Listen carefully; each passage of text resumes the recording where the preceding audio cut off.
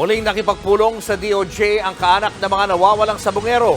Panawagan nila ituro na ang kinaroroonan ng kanilang kaanak, buhay man o patay. Nasa frontline na balitang yan si Marlene Alcaide. Ito ang huling video na nakuhanan ng magkakasama ang mga nawawalang sabungero kasama na si Eric Legaspi. Kuha raw yan sa isang sabungan sa Santa Cruz, Maynila noong May 11, 2021 bago sila sabay-sabay nawala. Kanina dumating sa tanggapan ng Department of Justice ang mga kaanak ng 6 na nawawalang sabungero para makipagpulong kay Justice Secretary Boying Remulla.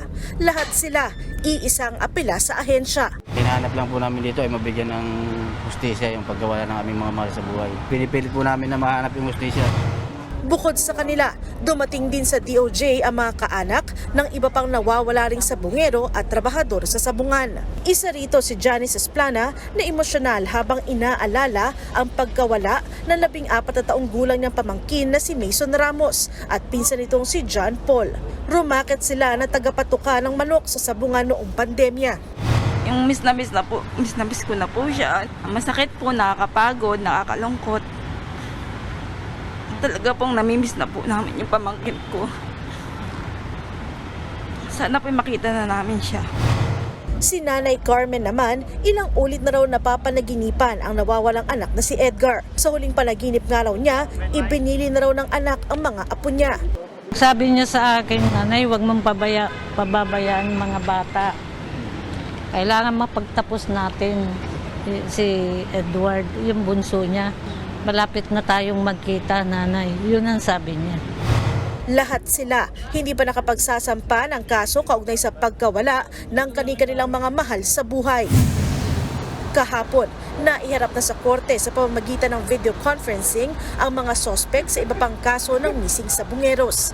Yan ay sina Julie Patidongan, Carlo Zabala, Virgilio Bayog, Roberto Matiliano Jr., John Ray Consolacion at Lear Codilla. Yun nga lang, umatras ng ilang kaanak na unang nagreklamo. Kaya nangangambang iba pang nawalan na mauwi sa wala ang pagkahuli sa mga sospek.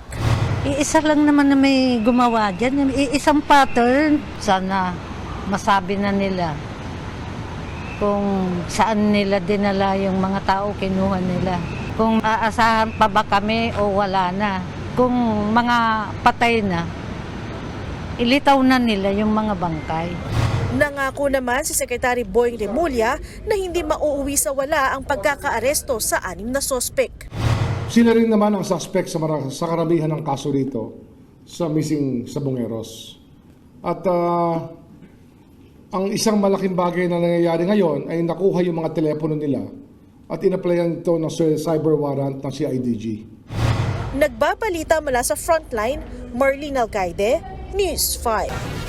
Mga kapatid, Cheryl Cosing po, huwag maging huli at maging una sa lahat para sa tuloy-tuloy na balitaan at karagdagang impormasyon sa mga napapanahong issue ng lipunan. Tumutok lamang at mag-subscribe sa social media pages ng News 5.